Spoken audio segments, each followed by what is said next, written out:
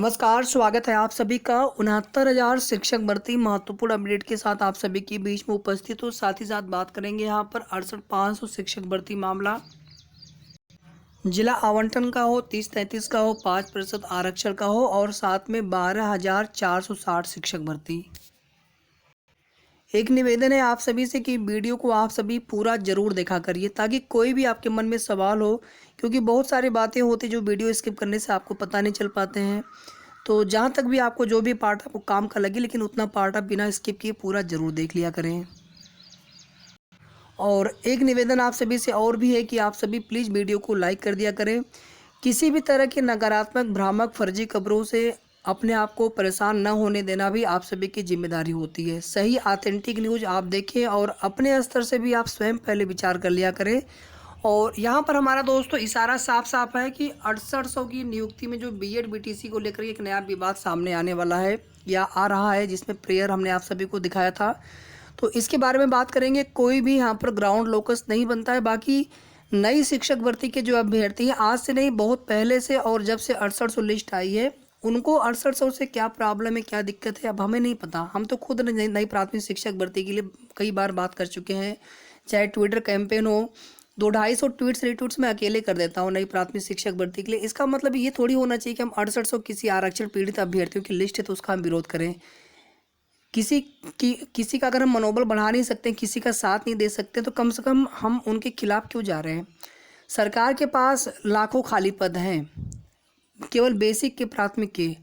अब प्राइमरी के, upper primary में प्रमोट भी कर देते हैं। अपर प्राइमरी की वैकेंसी की कोई मांग नहीं करेगा, प्राइमरी की वैकेंसी का कुछ पता नहीं चल रहा है। और कहीं पर कोई सीटें विसंगति हुई है, वहाँ पर एक लिस्ट जारी की जाती है, या फिर कहीं पर सीट बची है, जैसे 68,500 शिक्षक भर्ती है, तो उसको लेकर के लोग ज़्यादा फोकस करते हैं। तो कुल मिलाकर के सकारात्मक उन लोगों को भी आगे बढ़ना चाहिए, ना कि किसी की हम लिस्ट को रद्द कराएं या किसी की हम सीटें ले लें। ये सब चीज़ें देखिए नहीं होनी चाहिए। बाकी जिसकी जो इच्छा करती है, सोशल मीडिया आप लोग अपना पोस्ट करते हैं, अपने विचार व्यक्त करते हैं। अब उन्हें ये समझ में शायद नहीं आता होगा कि उनके उन विचारों से कितने लोगों को पीड़ा पहुंचती है।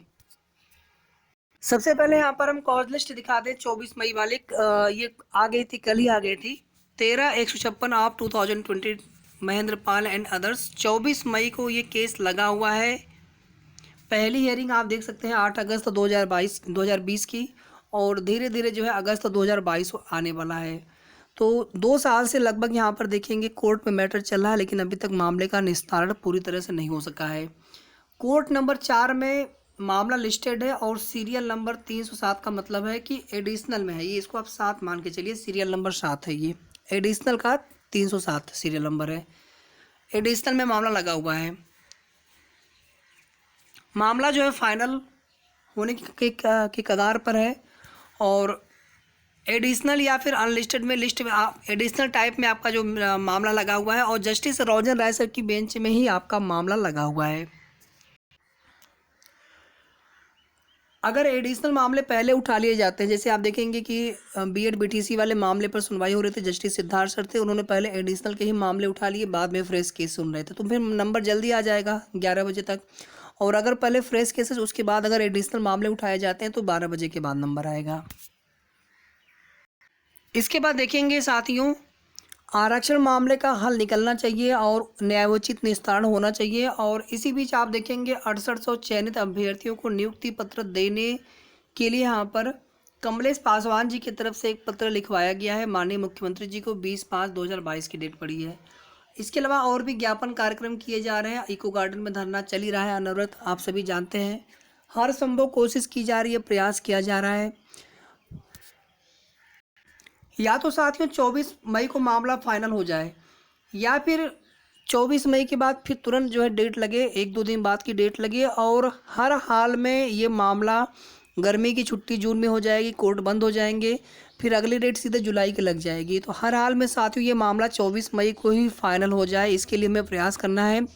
सरकार की मंशा अगर देखा जाए, बेसिक शिक्षा मंत्री जी का अगर बयान देखा जाए, तो उससे उम्मीद बहुत ज़्यादा हो गई है, जिसमें उन्होंने कहा था कि पूरी सूची को दुरुस्त किया जाए, उसमें जो भी गड़बड़ियाँ है उसको ठीक किया जाए, अदरवाइज अधिकारियों के खिलाफ जो है कार्रवाई की जाएगी अगर वो दुरुस्त नहीं करते हैं तो बस हम यही प्रार्थना करते हैं कि ये खबर पूरी तरह से सत्य हो। बेसिक शिक्षा मंत्री जी का ऐसा ही स्पष्ट निर्देश हो और अधिकारियों ये भी जानकारी मिली है साथियों कि अधिकारियों के स्तर पर जो है चीज़ें की जा रही हैं।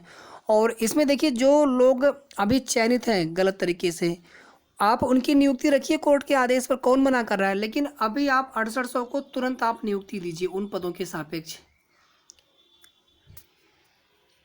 ये हमारी स्पष्ट मांग होनी चाहिए। बाकी साथियों दूसरी तरफ 27-21 पर अभ्यर्थी अड़े हुए हैं और संपूर्ण समायोजन की मांग को लेकर के भी धरना कर रहे हैं। लेकिन आप देखेंगे कि उसी में सामान्य वर्ग को भी सीटें मिले, सामान्य वर्ग को सीटें नहीं दी गई है, या फिर ड्वेल आरक्षण का मुद्दा, इस प्रकार से भी कई सारे ग्राउंड लगा करके सामान्य वर्ग के छात्रों की तरफ से भी न्याय की गुहार माननीय न्यायालय से लगाई गई है। तो मामले का जब निस्तारण होगा तो कहीं ना कहीं सभी जितने भी याचिकाएं हैं सभी का निस्तारण होगा, सभी में डिसाइड होगा मैटर। अब थोड़ा सा साथियों यहाँ पे आप सभी सुन लीजिए कि जो बीएड बीटीसी वाला विवाद है, आपका जो लिस्ट है भले ही 5/1/2022 का जीओ हो और राजस्थान हाईकोर्ट डिवीजन बेंच का आदेश 25/11/2021 का है, लेकिन आप स्वयं से विचार करें कि यह कोई विज्ञापित पद नहीं है, यह कोई अलग से अतिरिक्त पद नहीं है।